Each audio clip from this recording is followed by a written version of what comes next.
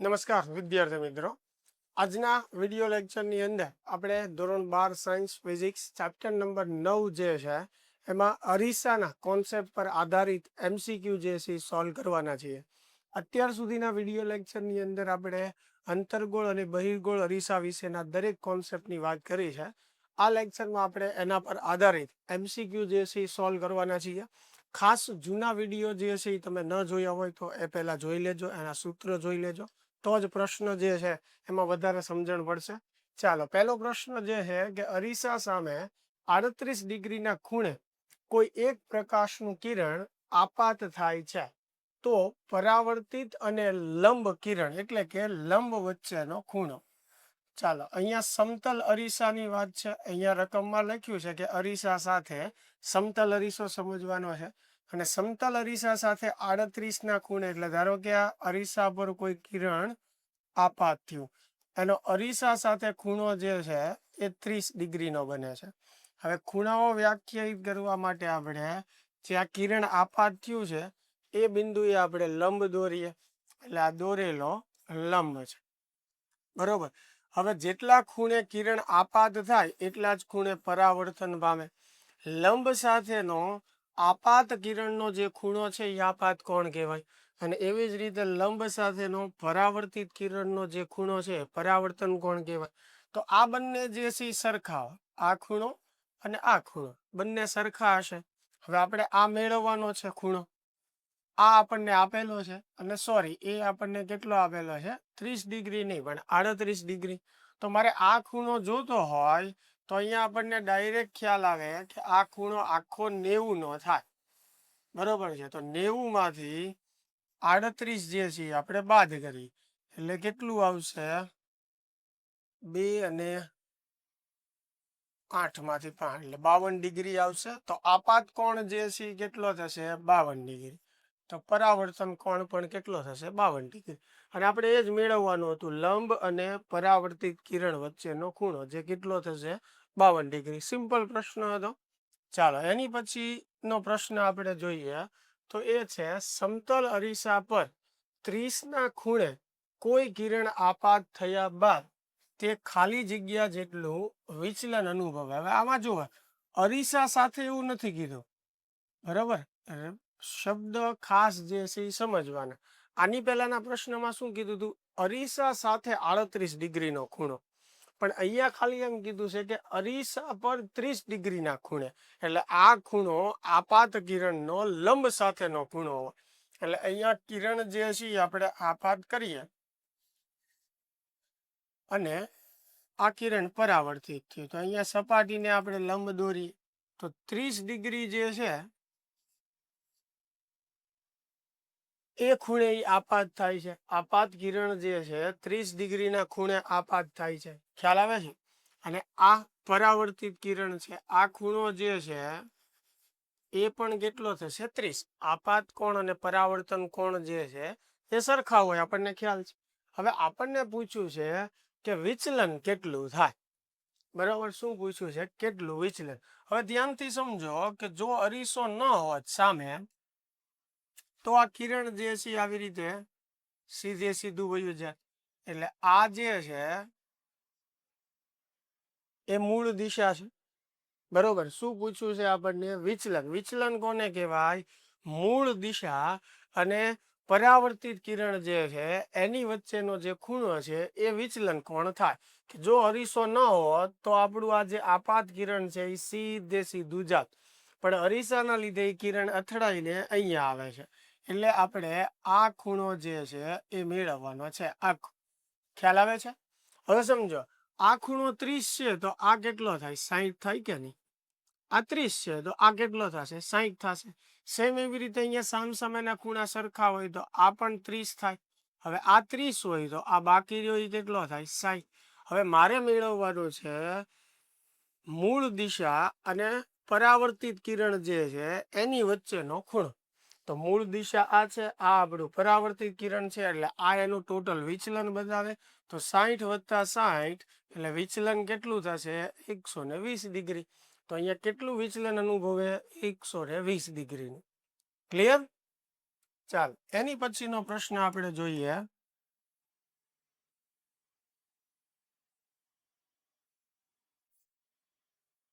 અંતર્ગોળ અરીસાની અક્ષ પર 25 સેન્ટીમીટર અંતરે એક વસ્તુ રાખેલી છે. ચાલો, વસ્તુ અંતર જે છે એ 25 સેન્ટીમીટર અંતરે છે. અરીસાની કેન્દ્ર લંબાઈ 20 સેન્ટીમીટર છે, એટલે એફ બરાબર 20 સેન્ટીમીટર. તો મોટવણી શોધો. ચાલો, મોટવણી જે છે આપણે મેળવવાની છે. હવે આવા કોઈ પણ પ્રશ્નમાં આપણે થિયરીમાં પણ સમજ્યા હતા કે દાખલા ગણતી વખતે કે પ્રશ્નો ગણતી વખતે સંજ્ઞા ફરજિયાત છે. એટલે જેની કિંમત તમને આપેલી છે એની સંજ્ઞા જે છે એ તમારે મૂકવાની છે. પણ જે મેળવવાનું છે એની સંજ્ઞા ક્યારેય અગાઉથી વિચારવાની નહીં. એ ઓટોમેટિક આપણા જવાબમાં આવી જ જશે. આ વસ્તુ ખાસ ધ્યાન રાખજો કે જે વસ્તુ મેળવવાની છે એની સંજ્ઞા નહીં વિચારવાની કે નહીં મૂકવાની. બરોબર, જેની કિંમત આપેલી છે એની સંજ્ઞા આપણે મૂકવાની. હવે તમે ઈચ્છો તો પહેલેથી જ સંજ્ઞા લખી શકો છો. જ્યારે આપણે ડેટા તારવણી કરતા હોઈએ તો પહેલેથી જ લખી શકો છો. બરોબર, અથવા જ્યારે ગણતરી કરો ત્યારે પણ મૂકી શકો છો. હવે મોટવણી મેળવવી છે તો આપણી પાસે એક સૂત્ર છે, એમ બરાબર એફ ના છેદમાં એફ માઇનસ યુ. આ સીધું સૂત્ર છે. બાકી તમારી પાસે અરીસાનું એક સૂત્ર છે, 1/f બરાબર 1/v પ્લસ 1/u. હવે આની અંદર મને એફ અને યુ આપેલું છે, એફ અને યુ. તો પહેલા હું આમાંથી વી મેળવીશ. વી મળી જાય પછી મોટવણીનું જે આ સૂત્ર છે -v/u એ વાપરીશ, એટલે મોટવણી મળી જશે. તો આમાં બે સ્ટેપ થશે. બરોબર, જો સ્ટેપ આપણે ઓછા કરવા હોય એક જ સ્ટેપમાં તો આ ડાયરેક્ટ સૂત્ર છે, થિયરીમાં પણ મેં સમજાવેલું છે. તો મોટવણી આપણે મેળવવી છે. એફ એટલે કેન્દ્ર લંબાઈ જે આપેલી છે 20 સેન્ટીમીટર. પણ કયો અરીસો છે? અંતર્ગોળ. અંતર્ગોળ માટે હંમેશા કેન્દ્ર લંબાઈની સંજ્ઞા માઇનસ આવશે. છેદમાં એફ ની જગ્યાએ -20. આ માઇનસ. હવે યુ કેટલું છે? 25. પણ એની સંજ્ઞા પણ માઇનસ આવશે. અને આ થિયરીમાં પણ મેં તમને સમજાવ્યું હતું કે કોઈ સંયોજન ન હોય, માત્ર એક જ અરીસો હોય એટલે વસ્તુ અંતર હંમેશા ઋણ જ આવશે. અને એ મેં તમને લેક્ચરમાં સમજાવેલું પણ છે ખરું કે કોઈ પણ દિશામાં અરીસાની ગોઠવણ હોય, વસ્તુ અંતર જે છે એની સંજ્ઞા ઋણ જ આવવાની છે. એટલે યુ જે છે એ માઇનસ આવશે. ચાલો, આનું સાદું રૂપ આપીએ તો આ -20, નીચે -20 માઇનસ માઇનસ પ્લસ. તો ઉપર જે છે -20 એઝ ઇટ ઇઝ, -20 વત્તા 25 એટલે 5, 5 ચોક 20 એટલે મોટવણી આવશે માઇનસ છે. હવે આની ઉપરથી આપણને પ્રતિબિંબનો અંદાજ લગાડતા પણ આવડવું જોઈએ. મોટવણી ઋણ છે એટલે પ્રતિબિંબ વાસ્તવિક અને ઉલટું મળે. મોટવણીની કિંમત 1 કરતા વધારે છે એટલે પ્રતિબિંબ વસ્તુ કરતા મોટું મળે. ખ્યાલ આવે છે? ચાલ, એની પછીનો પ્રશ્ન જે છે જોઈએ. તો અંતર્ગોળ અરીસાની સામે અરીસા માટે જ્યારે વસ્તુની ઊંચાઈ પ્રતિબિંબની ઊંચાઈ કરતા 2 ગણી હોય. હવે વસ્તુની ઊંચાઈ પ્રતિબિંબની ઊંચાઈ કરતા 2 ગણી. એચ એટલે વસ્તુની ઊંચાઈ, એચ પ્રાઇમ એટલે પ્રતિબિંબની ઊંચાઈ. તો પ્રતિબિંબની ઊંચાઈ કરતા વસ્તુની ઊંચાઈ 2 ગણી છે. તો આમાં સમજો, એચ પ્રાઇમ ના છેદમાં એચ, બરોબર, એટલે 1/2 થાય. હવે એચ પ્રાઇમ ના છેદમાં એચ એટલે મોટવણી થયું. તો મોટવણી આપી છે 1/2. બરોબર, આ કિંમત લખું છું. સંજ્ઞા તો હું જ્યારે ગણતરી કરીશ ત્યારે જ મૂકીશ. તો મોટવણી જે છે 1/2 આપી છે. તો વસ્તુ અંતર શોધો. ચાલો, મેળવવાનું શું છે? આપણે વસ્તુ અંતર મેળવવાનું છે. કેન્દ્ર લંબાઈ આપણને એવું કીધું છે કે એફ લેવાની છે. તો આમાં આપણને મોટવણી આપી છે. આપણી પાસે સૂત્ર આવું છે, એમ બરાબર એફ ના છેદમાં એફ માઇનસ યુ. કયો અરીસો છે? અંતર્ગોળ અરીસો છે. બરોબર છે. અને અંતર્ગોળ અરીસામાં એક જ કેસમાં તમને પ્રતિબિંબ ચત્તું મળે. ક્યારે? તો કે જ્યારે વસ્તુ પી અને એફ વચ્ચે હોય ત્યારે ચત્તું પ્રતિબિંબ મળે, એટલે કે મોટવણીની સંજ્ઞા ધન આવે. અને ત્યારે પ્રતિબિંબ વસ્તુ કરતા મોટું હોય એટલે મોટવણીની કિંમત જે છે એ 1 કરતા વધારે આવે.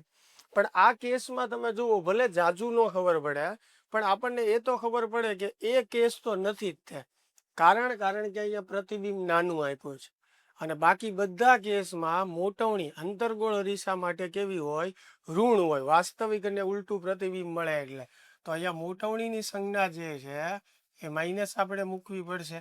કેન્દ્ર લંબાઈ એફ લેવાનું કીધું છે તો એની સંજ્ઞા મૂકી દઈશું, કેમ કે કિંમત નથી આપી, એફ કીધું છે તો એફ, પણ સંજ્ઞા તો મૂકવી પડશે. વસ્તુ અંતર મારે મેળવવું છે એટલે એની સંજ્ઞા હું મૂકીશ નહીં. જે આપણે મેળવવાનું હોય એની સંજ્ઞા નહીં મૂકવાની. બરોબર, ચાલો તો સામે આ માઇનસ માઇનસ કેન્સલ કરીએ તો 1/2 બરાબર માઇનસ એફ પ્લસ યુ લખી શકાય. આમ તમે જુઓ અહીંયા આ માઇનસ માઇનસ મેં સામે કેન્સલ કર્યું, નીચે આ બંને પદ જે છે એમાંથી મેં માઇનસ કોમન કાઢી લીધું. અથવા એવી રીતે ન વિચારવું હોય તો આને એમને રહેવા દો, માઇનસ એફ માઇનસ યુ, કઈ જાજો ફેર પડતો નથી. હવે આને આ બાજુ લાવીએ તો માઇનસ એફ માઇનસ યુ, આ બે અહીંયા ગુણાઈ જાય એટલે 2f. રેડી, ચાલો યુ આપણે મેળવવું છે તો માઇનસ યુ ઓલી બાજુ જશે, આ 2f આ બાજુ આવશે એટલે માઇનસ યુ ઓલી બાજુ જાય તો પ્લસ યુ થાય, તો યુ બરાબર આવશે માઇનસ 3f. તો જો યુ વસ્તુ અંતર જે છે એ 3f જેટલું આવ્યું, સંજ્ઞા માઇનસ આવી જાય છે. બરોબર, મેં કીધું હતું ને કે જે મેળવવાનું હોય એની સંજ્ઞા નહીં મૂકવાની, એની સંજ્ઞા જે હશે એ આન્સરમાં આવી જશે. ખ્યાલ આવે છે? ચાલો એની પછીનો પ્રશ્ન આપણે કરીએ તો એ આપણને આપેલો છે કે સમાન કેન્દ્ર લંબાઈ ધરાવતા બે અંતર્ગોળ અરીસાની સમાન અક્ષ પર અરીસાની વચ્ચે મધ્યમાં બિંદુવત વસ્તુ O મૂકેલ છે. જો અંતિમ પ્રતિબિંબ વસ્તુના સ્થાને જ રચાતું હોય તો બે અરીસા વચ્ચેનું અંતર ખાલી જગ્યા થાય. ચાલો બે અરીસા સામે મૂકેલા છે, આવી રીતે બંને અંતર્ગોળ અરીસાઓ છે. અહીંયા ધારો કે ધ્રુવ છે બંનેના, તો બંનેની એક આ કોમન અક્ષ થઈ ગઈ. બરોબર વચ્ચે જે છે એક વસ્તુ મૂકેલી છે, બે અરીસાની બરોબર વચ્ચે મધ્યમાં એક વસ્તુ મૂકેલી છે. હવે જે જગ્યાએ વસ્તુ છે એ જ જગ્યાએ પ્રતિબિંબ રચાય છે. બરોબર, તો અરીસાના કેસમાં તમે પહેલો કેસ યાદ કરો, અંતર્ગોળ અરીસાના કેસમાં કે વસ્તુ જે જગ્યાએ હોય એ જ જગ્યાએ પ્રતિબિંબ રચાય તો વસ્તુ કયા સ્થાને હોય? સી પર હોય, વક્રતા કેન્દ્ર પર. એટલે એક વસ્તુ આપણે એ વિચારી શકીએ કે ભાઈ વસ્તુ સી પર છે તો જ પ્રતિબિંબ જે છે એ આપણને ક્યાં મળે? પાછું સી પર મળે. એટલે સમજો કે સી પર હોય તો આ અંતર આર જેટલું થાય, એવી રીતે આની માટે પણ અંતર આર જેટલું થાય, કેમ કે સી એટલે વક્રતા કેન્દ્ર અને ધ્રુવથી વક્રતા કેન્દ્ર સુધીનું અંતર એટલે વક્રતા ત્રિજ્યા થઈ ગઈ. તો આ અંતર કેપિટલ આર હોય અને આર બરાબર શું થાય? 2f, એટલે 2f જેટલું. તો બે અરીસા વચ્ચેનું અંતર 2r આવી શકે. હવે ઓપ્શનમાં કઈ રીતે આપણને આપ્યું છે એના પર આધાર રાખે. 2f વત્તા 2f એટલે 4f પણ આવી શકે. રેડી, આ આપણા આન્સરો છે. હવે ઓપ્શનમાં આમાંથી કયો આન્સર આપ્યો છે એ આપણે સિલેક્ટ કરવાનો છે. હજી એક ઓપ્શન છે આપણી પાસે કે જો આ વસ્તુ એફ ઉપર હોય, વિચારો ધ્યાનથી, એફ ઉપર હોય તો શું થશે? ધારો કે વસ્તુમાંથી પ્રથમ કિરણો આ બાજુ જાય છે, એવું બધી બાજુ જતા હોય, સમજવા માટે આપણે એવી રીતે કહીએ તો એફ માંથી નીકળેલું કિરણ જે છે એ જ્યારે અરીસા સાથે અથડાય તો પરાવર્તન પામીને સમાંતર થઈ જાય. એટલે અહીંયા વસ્તુમાંથી નીકળેલું કિરણ આ અરીસા સાથે અથડાય સમાંતર થઈ જશે.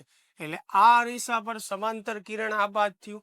હવે એ કિરણ અથડાઈને પાછું ક્યાં કેન્દ્રિત થાય?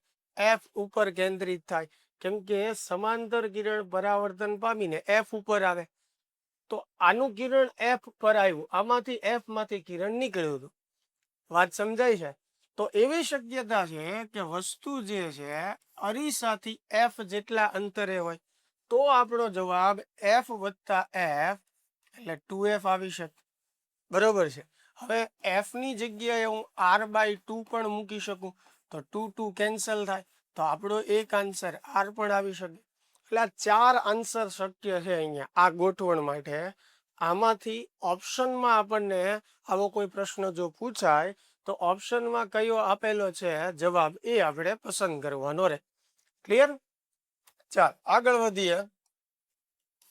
એની પછીનો પ્રશ્ન જે છે કે એક બહિર્ગોળ અરીસા વડે મળતું વસ્તુનું પ્રતિબિંબ વસ્તુ કરતા n ગણું નાનું.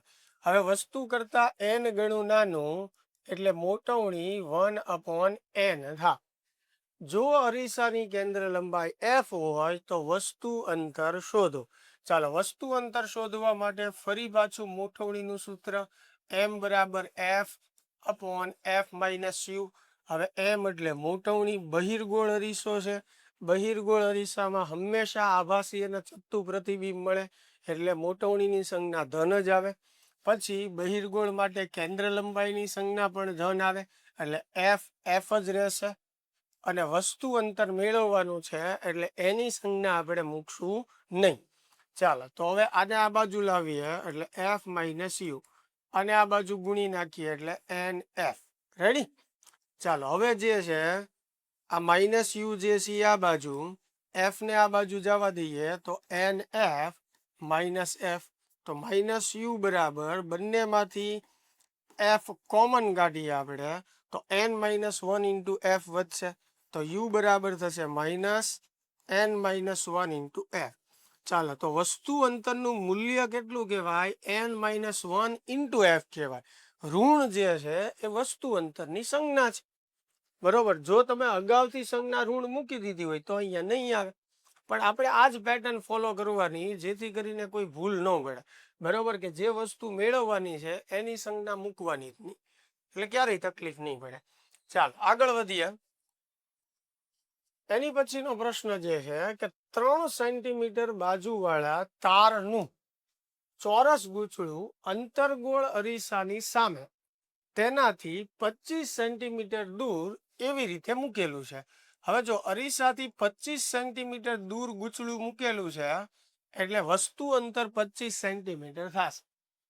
તેનું કેન્દ્ર અક્ષને લંબ રૂપે રહે એટલે આ જે છે એ આપણો અંતર્ગોળ અરીસો હોય, આ એની અક્ષ હોય. તો ચોરસ અહીંયા એવી રીતે મૂકેલું છે કે એનું કેન્દ્ર જે છે અક્ષને લંબ રૂપે રહેશે. આવી રીતે ચોરસ મૂકેલું છે ગૂંચળું. જો અંતર્ગોળ અરીસાની કેન્દ્ર લંબાઈ 10 સેન્ટીમીટર હોય, f બરાબર 10 સેન્ટીમીટર, તો ગૂંચળાના પ્રતિબિંબનું ક્ષેત્રફળ મેળવો. શું કીધું છે? ગૂંચળાના પ્રતિબિંબનું ક્ષેત્રફળ. હવે સમજો ગૂંચળાની બાજુની લંબાઈ આપી છે 3 સેન્ટીમીટર. બરોબર, જે ગૂંચળું અરીસાની સામે મૂક્યું છે એની બાજુની લંબાઈ કેટલી આપી છે? 3 સેન્ટીમીટર. તો મારે આનું ક્ષેત્રફળ જોતું હોય તો ચોરસ માટે ક્ષેત્રફળનું સૂત્ર શું થાય? લંબાઈનો વર્ગ એટલે 3નો વર્ગ 9. તો ચોરસ ગૂંચળાનું જે ક્ષેત્રફળ છે એ 9 સેન્ટીમીટર થયું. પણ એ જે ચોરસ ગૂંચળું છે એ આપણી માટે વસ્તુ છે એટલે આ તો વસ્તુનું ક્ષેત્રફળ થયું. આપણે મેળવવાનું છે પ્રતિબિંબનું ક્ષેત્રફળ. તો આવી જ રીતે પ્રતિબિંબનું ક્ષેત્રફળ મારે જોઈતું હોય તો પ્રતિબિંબની લંબાઈ મેળવવી પડે મારે કે ભાઈ પ્રતિબિંબમાં ચોરસની લંબાઈ કેટલી દેખાશે.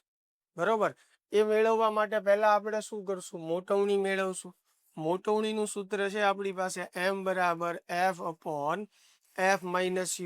ચાલો f એટલે કેટલું છે? 10. અંતર્ગોળ અરીસા માટે સંજ્ઞા માઇનસ આવે. અહીંયા પણ f10 માઇનસ u વસ્તુ અંતર જે છે એ કેટલું થશે? -25. ઉપર -10 એમનેમ. હવે અહીંયા માઇનસ માઇનસ પ્લસ થઈ જશે તો -10 વત્તા 25 એટલે 15 આવશે. ચાલો છેદ ઉડાડી જોઈએ તો આ માઇનસ નિશાની એમનેમ 5 દુ 10 ને 5 તેરી 15 એટલે 2/3 આવશે મોટવણી. એટલે પ્રતિબિંબ 2/3 ગણું દેખાશે આપણે એમ કહી શકીએ. આ મોટવણી છે, સંજ્ઞા ઋણ આવે છે એટલે વાસ્તવિક ને ઉલટું હોય. હવે મોટવણી જે છે એનું સૂત્ર થશે પ્રતિબિંબની લંબાઈ છેદમાં વસ્તુની લંબાઈ. તો પ્રતિબિંબની લંબાઈ એટલે m ગુણ્યા l થશે. હવે m જે છે -2/3. બરોબર, l જે છે વસ્તુની લંબાઈ 3 તો l પ્રાઇમ બરાબર -2 સેન્ટીમીટર.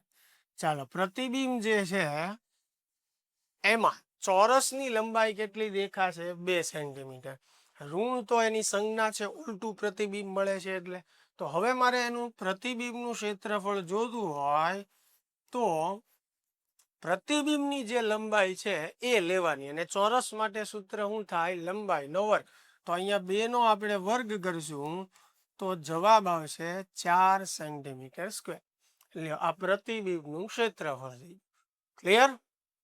ચાલો આગળ વધીએ. એની પછીનો પ્રશ્ન કે 2 સમતલ અરીસા વચ્ચેનો ખૂણો કેટલો રાખવો જોઈએ કે જેથી વસ્તુના પ્રતિબિંબો 2 રચાય?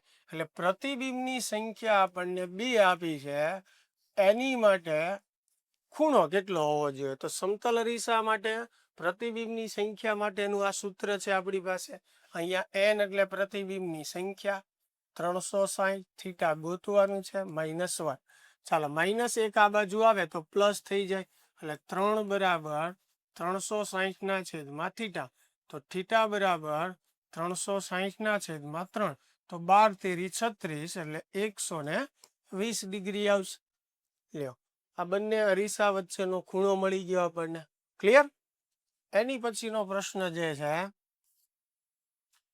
કે F કેન્દ્ર લંબાઈ વાળા બહિર્ગોળ અરીસાના ધ્રુવથી F અંતરે અરીસાની સામે વાસ્તવિક વસ્તુ મૂકતા તેનું પ્રતિબિંબ બહિર્ગોળ અરીસાના ધ્રુવથી ખાલી જગ્યા અંતરે મળશે. હવે સમજો, F કેન્દ્ર લંબાઈ વાળા બહિર્ગોળ અરીસાના ધ્રુવથી F અંતરે વસ્તુને મૂકવાની છે, એટલે U બરાબર જે છે એ શું લેવાનું છે? આપણે F લેવાનું છે.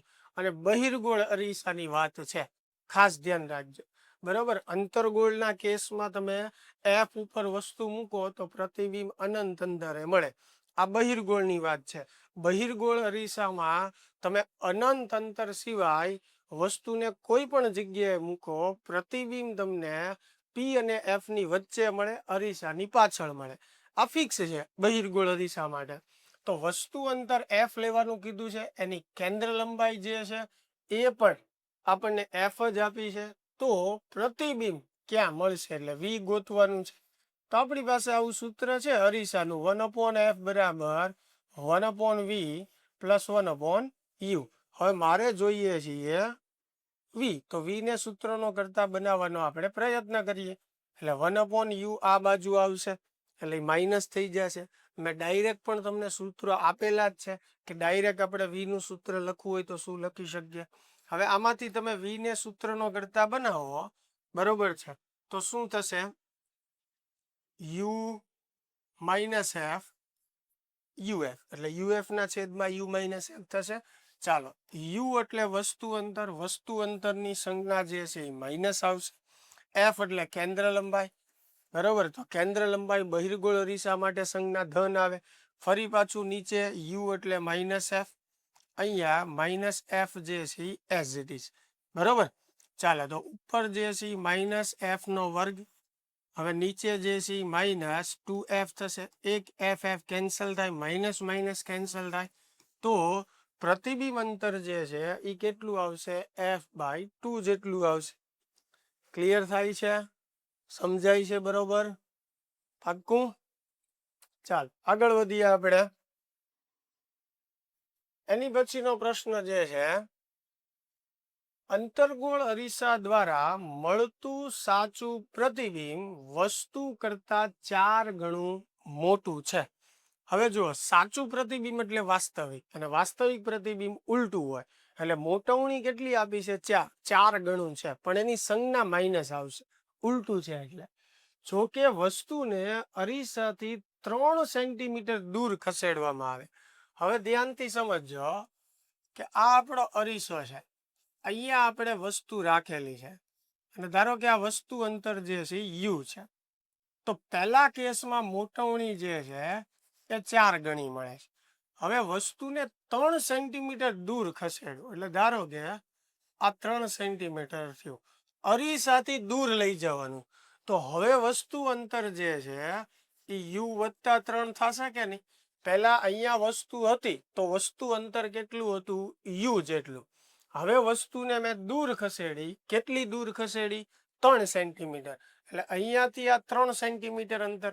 તો હવે અરીસાના ધ્રુવથી આ અંતર કેટલું થાય? યુ વત્તા 3.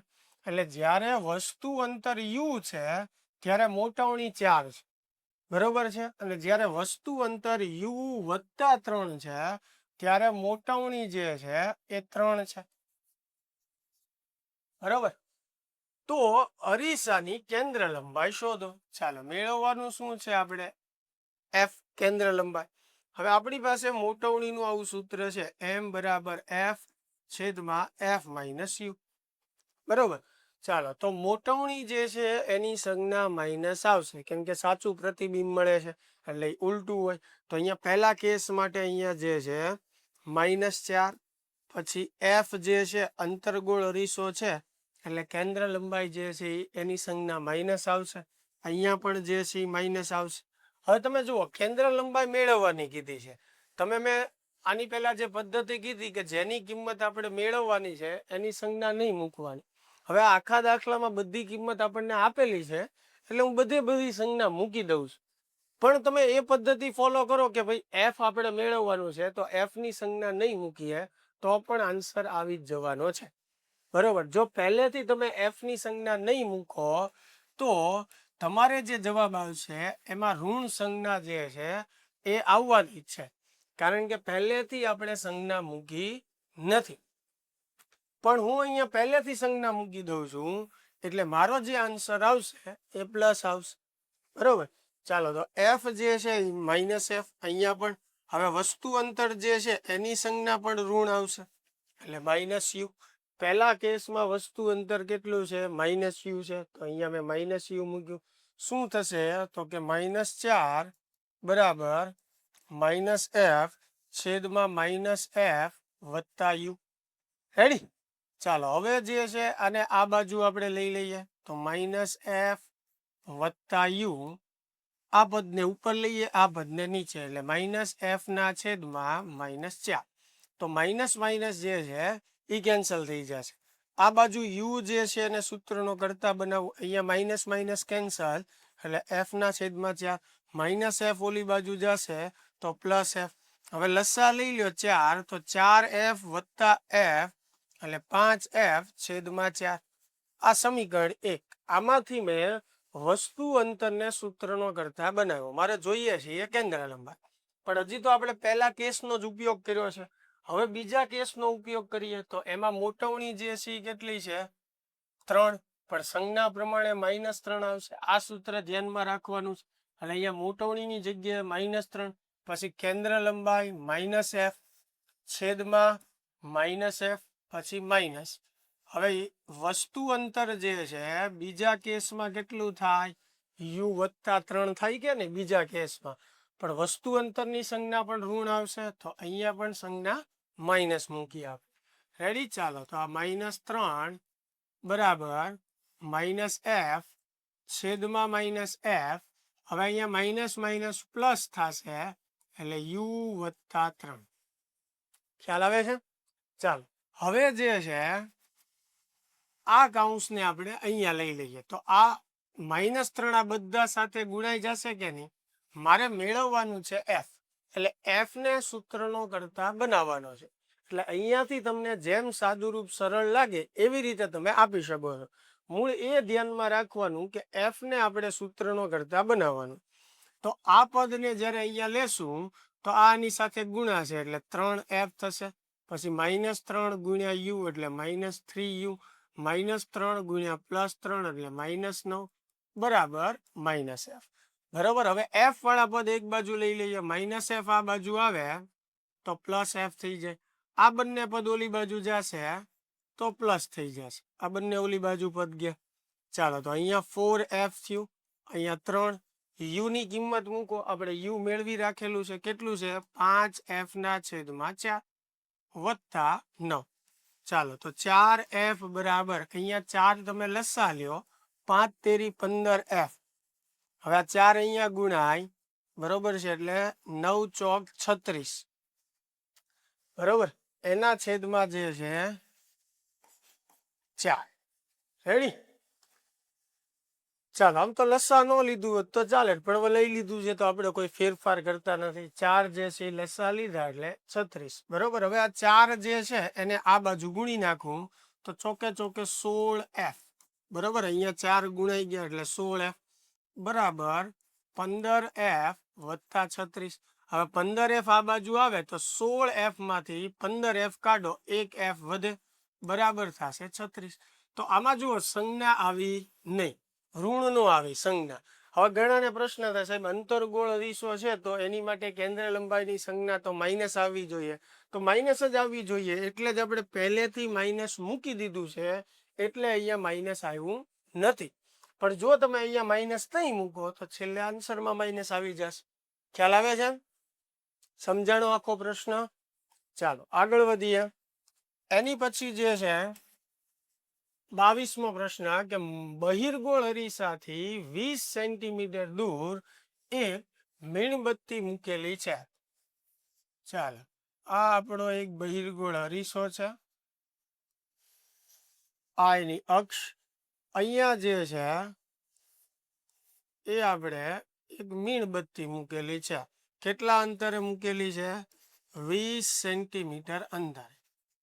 બરાબર. એટલે એનું પ્રતિબિંબ અરીસાની પાછળ કંઈક મળતું હોય. હવે એક સમતલ અરીસો એવી રીતે મૂકવામાં આવે છે કે જેથી બંને અરીસામાં રચાતા આભાસી પ્રતિબિંબ એકબીજા પર સંપાત થાય. હવે ધ્યાનથી સમજો, અહીંયા પહેલા બહિર્ગોળ અરીસો જ છે, તો બહિર્ગોળ અરીસા દ્વારા રચાતું પ્રતિબિંબ ધારો કે આપણને અહીંયા કંઈક મળે છે, આમ. બરોબર. એટલે આ જે કઈ પ્રતિબિંબ અંતર હોય પણ અરીસાની પાછળ રચાશે આભાસી જતું, તો અરીસાની પાછળ અહીંયા રચાણ બહિર્ગોળ અરીસા દ્વારા. હવે હું શું કરું છું, વચ્ચે સમતલ અરીસો મૂકું છું. બરોબર. અહીંયા ક્યાંય વચ્ચે સમતલ અરીસો મૂકું છું. તો સમતલ અરીસામાં જે પ્રતિબિંબ રચાય છે એ પણ એક્ઝેક્ટ આ જ જગ્યાએ રચાય છે. કેમ કે સમતલ અરીસાની સામે જ્યારે મીણબત્તી હોય તો મીણબત્તીનું પ્રતિબિંબ અરીસામાં પાછળની બાજુ રચાશે સમતલ અરીસામાં, અને જેટલા અંતરે મીણબત્તી હશે એટલા જ અંતરે રચાશે. બરોબર છે. તો સમતલ અરીસાનું પ્રતિબિંબ અને પહેલા જે બહિર્ગોળ અરીસા દ્વારા જે પ્રતિબિંબ મળતું હતું બંને એક જ જગ્યાએ છે. ખ્યાલ આવે છે? જો સમતલ અરીસો મીણબત્તીથી 12 સેન્ટીમીટર દૂર હોય, એટલે આ સમતલ અરીસો જે છે એનું અંતર 12 સેન્ટીમીટર હોય, તો બહિર્ગોળ અરીસાની કેન્દ્ર લંબાઈ એટલે એફ જે છે એ મેળવવાનું છે. કેન્દ્ર લંબાઈ બહિર્ગોળ અરીસા. હવે સમજો કે આ અંતર 12 સેન્ટીમીટર છે, તો આ અંતર જે છે ધ્યાનથી સમજજો, આ 12 સેન્ટીમીટર છે, તો સમતલ અરીસા દ્વારા જે પ્રતિબિંબ રચાય છે એ પણ 12 સેન્ટીમીટર અંતરે જ હોય. કેમ કે સમતલ અરીસામાં જેટલા અંતરે વસ્તુ હોય એટલા જ અંતરે પ્રતિબિંબ રચાય. આ પ્રતિબિંબ સમતલ અરીસાનું પણ છે અને બહિર્ગોળ અરીસાનું પણ છે. કેમ કે બહિર્ગોળ અરીસા દ્વારા પણ પ્રતિબિંબ આ જ સ્થાને રચાતું હતું અને સમતલ અરીસાનું પ્રતિબિંબ પણ આ જ સ્થાને મળે છે. સમતલ અરીસાને આપણે ધ્યાનમાં લઈએ તો એની માટે વસ્તુ અંતર 12 છે, તો પ્રતિબિંબ અંતર પણ 12 થશે. એટલે આ અંતર 12, આ અંતર 12. હવે ધ્યાનથી સમજો, આ આખું અંતર જે છે એ કેટલું છે? 20. 20 માંથી આ 12 કાઢી નાખો તો કેટલું વધશે? 8 વધશે. બરોબર. હવે આ જે અંતર છે આખું એ 12 છે. બરોબર. એ 12 માંથી આ 8 કાઢી નાખો તો વધ્યું એ કેટલું થાય? 4 થશે. તો બહિર્ગોળ અરીસા માટે પ્રતિબિંબ અંતર 4 સેન્ટીમીટર થશે. બહિર્ગોળ અરીસા માટે પ્રતિબિંબ અંતર કેટલું થશે? 4. બરાબર. કેન્દ્ર લંબાઈ મેળવવાની છે. આપણી પાસે સૂત્ર છે 1/f બરાબર 1/v પ્લસ 1/u. હવે મારે f જોતું હોય તો u plus v, uv. Direct f નું સૂત્ર આવું થાય uv ના છેદમાં u પ્લસ v. ચાલો આમાં કિંમત મૂકી દો તમે, તો u જે છે વસ્તુ અંતર. બરોબર. તો બહિર્ગોળ અરીસા માટે વસ્તુ એટલે મીણબત્તી કેટલા અંતરે છે? 20 સેન્ટીમીટર અંતરે, એની સંજ્ઞા માઇનસ આવશે. v એટલે પ્રતિબિંબ અંતર, જેની સંજ્ઞા પ્લસ આવશે. અરીસાની જમણી બાજુ છે. ચાલો છેદમાં u એટલે -20, v એટલે પ્લસ છે. તો ઉપર જે છે એ -80 થશે અને નીચે જે છે -20 વત્તા 4 એટલે થશે -16. બરોબર, માઇનસ માઇનસ કેન્સલ, 16 પંચા 80. બરોબર, એમ જ થશે ને. ચાલો, તો એફ બરાબર આવશે 5 સેન્ટીમીટર. તો બહિર્ગોળ અરીસાની કેન્દ્ર લંબાઈ જે છે એ કેટલી થશે? 5 સેન્ટીમીટર થશે. અને એની કેન્દ્ર લંબાઈ ધન જ આવી જોઈએ, કારણ કે બહિર્ગોળ અરીસાની કેન્દ્ર લંબાઈની સંજ્ઞા ધન હોય. અહીંયા જુઓ ધન જ આવે. જો માઇનસ જવાબ આવે આની માટે તો આપણને ખ્યાલ આવી જાય કે આપણે સંજ્ઞામાં કંઈક ભૂલ કરીશ. કેમ કે કોન્સેપ્ટ ક્લિયર હોય કે બહિર્ગોળ માટે કેન્દ્ર લંબાઈની સંજ્ઞા ધન જ આવવી જોઈએ. બરોબર, ચાલો આગળ વધીએ. એની પછીનો પ્રશ્ન જે છે કે એક દિવાલથી એક વસ્તુનું અંતર 120 સેન્ટીમીટર છે. ચાલો, અહીંયા જે છે એક દિવાલ આપણને આપેલી છે. અહીંયા કંઈક આપણે વસ્તુ વિચારીએ અને વસ્તુનું અંતર 120 સેન્ટીમીટર છે. આ વસ્તુથી અંતર્ગોળ અરીસો અમુક અંતરે રાખેલો છે. ધારો કે અહીંયા જે છે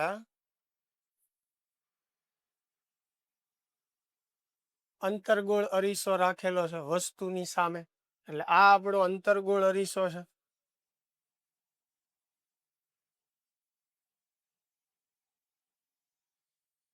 તો 16 ગણી મોટવણી મેળવવા માટે 16 ગણી મોટવણી એટલે એમ જે છે એ કેટલું થવું જોઈએ? 16 ગણી મોટવણી મેળવવા માટે અરીસાથી વસ્તુનું અંતર યુ આપણે મેળવવાનું છે. એટલે અરીસાથી વસ્તુ અંતર આ. એટલે અહીંયા વાત એવી થઈ કે અરીસાની સામે આ વસ્તુ છે, એનું પ્રતિબિંબ જે છે આપણે સમજવાનું છે કે અહીંયા દિવાલ પર મળે છે, એવું આપણે સમજ કે આ પ્રતિબિંબ જે છે ક્યાં મળે છે? દિવાલ પર. તો જુઓ, આ જે છે આપણી માટે વસ્તુ અંતર થયું યુ, અને દિવાલ ઉપર પ્રતિબિંબ આપણને મળતું હોય તો પ્રતિબિંબ અંતર વી જે છે એ યુ વત્તા 120 થશે. આ અંતર 120, આ અંતર યુ, આખું અંતર પ્રતિબિંબ અંતર ગણાય, એટલે એ થશે યુ વત્તા 120. બરોબર, 16 ગણી આપણે મોટવણી જોતી છે, તો વસ્તુ અંતર એટલે યુ ગોતવાનું છે. તો આપણી પાસે મોટવણીનું એક સૂત્ર છે, એમ બરાબર માઇનસ વી અપોન યુ. હવે મોટવણી 16 ગણી અંતર્ગોળ માટે સંજ્ઞા જે છે એ માઇનસ આવશે. ચાલો, હવે કેમ કે પ્રતિબિંબ અરીસાથી આગળ મળે છે એટલે વાસ્તવિકને ઉલટું જ હોય. બરોબર છે, એટલે માઇનસ સંજ્ઞા આવશે, માઇનસ વી. તો વી જે છે આ માઇનસ સંજ્ઞા સૂત્રની છે, ઓલરેડી સૂત્રમાં હતી એ મેં લખી છે. હવે વી જે છે એ યુ વત્તા 120 છે. બરોબર, પણ એની સંજ્ઞા માઇનસ આવશે ને પ્રતિબિંબ અંતરની, કારણ કે અહીંયાથી કિરણ આમ આપાત થાય તો આ આપાત કિરણની દિશા થઈ, આપણે એની વિરોધી દિશામાં માપવું પડે, એટલે સંજ્ઞા જે છે એ ઋણ આવશે. છેદમાં યુ, યુ જે છે આપણે મેળવવાનું છે, પણ એની પણ સંજ્ઞા હું મૂકી દઉં માઇનસ યુ. ન મૂકો તો એમનેમ રહેવા દે. બરોબર છે, છેલ્લે ઓટોમેટિક સંજ્ઞા જે છે એ આવી જ જશે. બરોબર, મેં પહેલેથી અહીંયા સંજ્ઞા મૂકી દીધી. બરોબર, ચાલો, તો આ માઇનસ માઇનસ જે છે એ પ્લસ થશે. અહીંયા -16 એમનેમ, આ માઇનસ માઇનસ શું થઈ જશે? પ્લસ.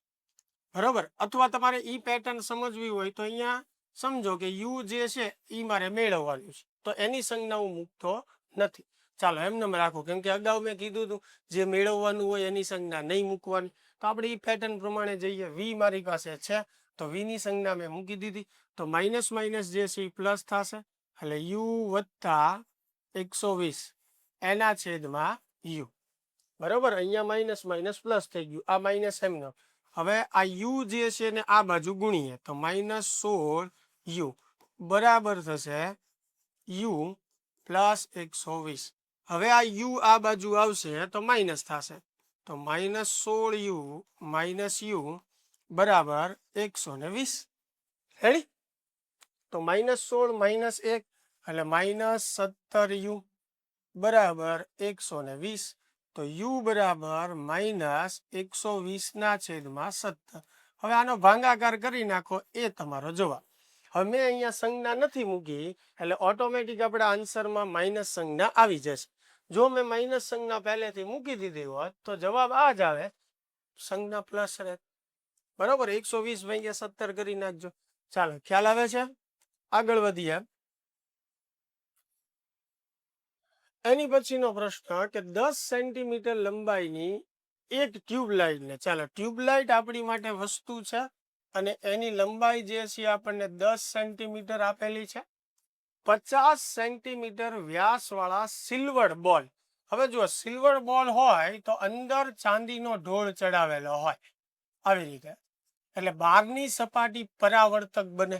સિલ્વર બોલ જે છે એમાં અંદરની સપાટી પર ચાંદીનો ઢોળ ચડાવેલો હોય તો બહારની સપાટી પરાવર્તક બને.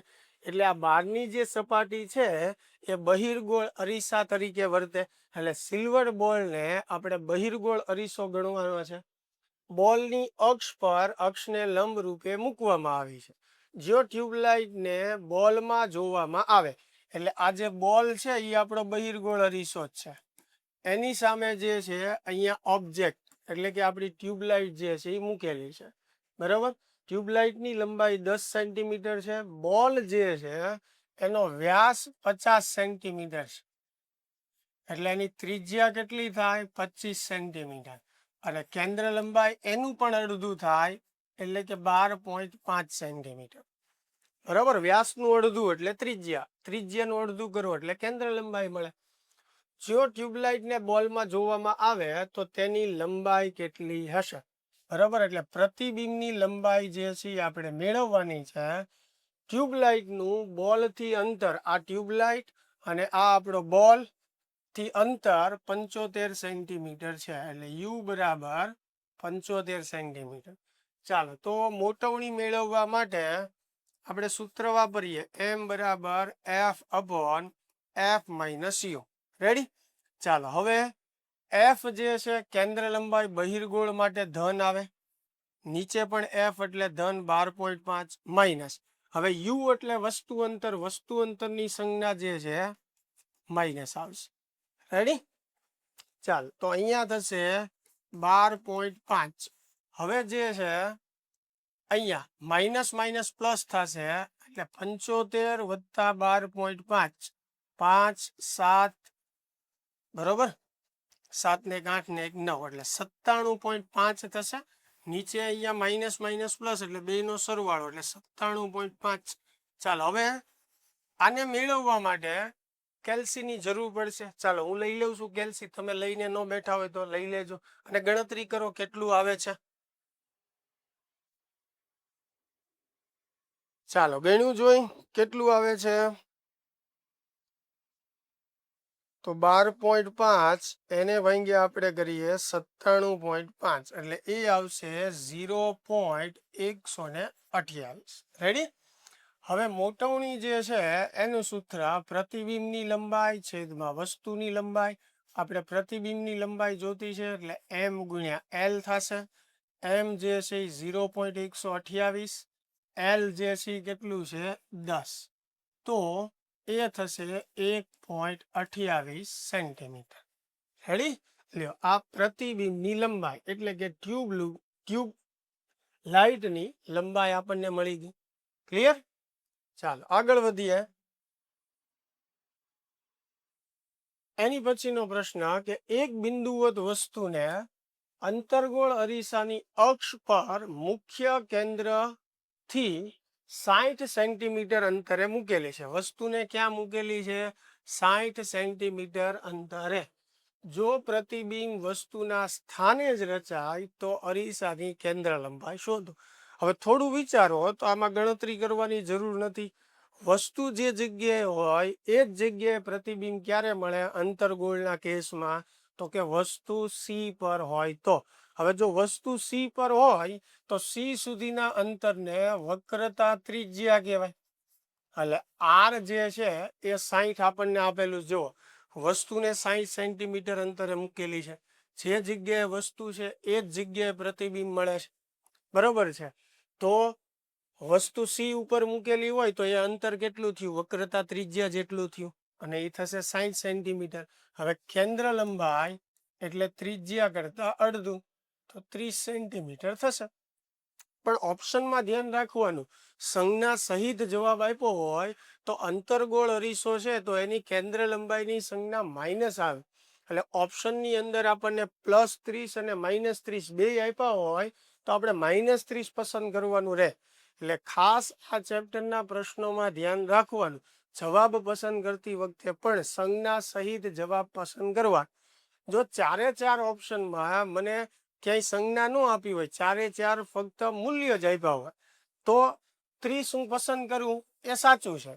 પણ જ્યારે સંજ્ઞા પણ આપેલી હોય 30, -30, 60, -60, તો આમાં 4 ઓપ્શનમાં સંજ્ઞા પણ છે તો અંતર્ગોળ અરીસો છે તો એની કેન્દ્ર લંબાઈ માઇનસ હોય તો આપણે -30 ઓપ્શન પસંદ કરવો પડે. ક્લિયર થાય છે? ચાલો આગળ વધીએ, જોઈએ હવે આગળ પ્રશ્ન છે કે નહીં. ચાલો હજી એક પ્રશ્ન છે કે અંતર્ગોળ અરીસાના ધ્રુવથી વસ્તુ U1 અને U2 અંતરે મૂકેલ છે. જો મોટવણી સમાન હોય તો તેની કેન્દ્ર લંબાઈ શોધો. હવે જુઓ સમજો, પહેલા કેસમાં વસ્તુ અંતર U1 અંતરે છે, બીજા કેસમાં વસ્તુ અંતર U2 અંતરે છે. બે કેસમાં મોટવણી સરખી મળે છે, પણ બે કેસમાં ફેર શું પડશે સમજો. અંતર્ગોળ અરીસાના કેસમાં જો U1 અંતરે વસ્તુ હોય ત્યારે મોટવણી જે મળતી હોય તો એવી રીતે બીજા U2 અંતર માટે મોટવણી એટલી જ જોતી હોય તો ત્યારે પ્રતિબિંબ ક્યાં મળતું હોય આપણને? અરીસાની પાછળ. કેમ કે અંતર્ગોળના કેસમાં જ્યારે પ્રતિબિંબ અરીસાની પાછળ મળે ત્યારે આભાસી જથ્થું અને વસ્તુ કરતાં મોટું મળે. તો બે કેસમાં મોટવણી સમાન રાખવા માટે એક જ ઓપ્શન આપણી પાસે શક્ય છે કે એકવાર વસ્તુનું પ્રતિબિંબ જે છે અરીસાની આગળ, એટલે કે જે બાજુ વસ્તુ છે એ બાજુ જ મળે છે, વસ્તુ કરતાં મોટું મળે છે. અને બીજા કેસમાં અરીસાની પાછળ મળે છે, આભાસી જથ્થું અને વસ્તુ કરતાં મોટું મળે છે. તો જ મોટવણી સરખી રહે. બધા અંતર્ગોળના કેસ તમે જોઈ લેજો. તો અહીંયા મોટવણીનું સૂત્ર જે છે એ M1 = M2 આપણે લખીએ, પણ પહેલી મોટવણી આપણે માઇનસ લેવી પડશે. બરોબર છે સંજ્ઞા પદ્ધતિ પ્રમાણે. ચાલો હવે આ માઇનસ મોટવણીનું સૂત્ર F/F - U. પહેલા કેસ માટે વસ્તુ અંતર જે છે આપણે શું કીધું છે? U1. હવે આપણે કેન્દ્ર લંબાઈ મેળવવાની છે. બરોબર છે. હવે બીજા કેસમાં સૂત્ર થશે F/F - U2. હજી મેં સંજ્ઞા મૂકી નથી. શું મેળવવાનું છે મારે? કેન્દ્ર લંબાઈ. તો કેન્દ્ર લંબાઈ મેળવવાની છે તો એની સંજ્ઞા આપણે નહીં મૂકીએ, પણ બાકીનાની સંજ્ઞા તો મૂકવી પડશે ને. અહીંયા આ માઇનસ જે છે એમને F મારે મેળવવાનું છે. વસ્તુ અંતર મને કહી દીધું છે U1 છે એમ, તો એની સંજ્ઞા મારે મૂકવી પડશે, આપ્યું છે તો અહીંયા માઇનસ આવશે સંજ્ઞા, તો minus minus plus. Ready? Same એવી રીતે આ બાજુ F, અહીંયા પણ સંજ્ઞા માઇનસ આવશે તો માઇનસ માઇનસ પ્લસ. સામે F જે છે કેન્સલ. બરોબર છે.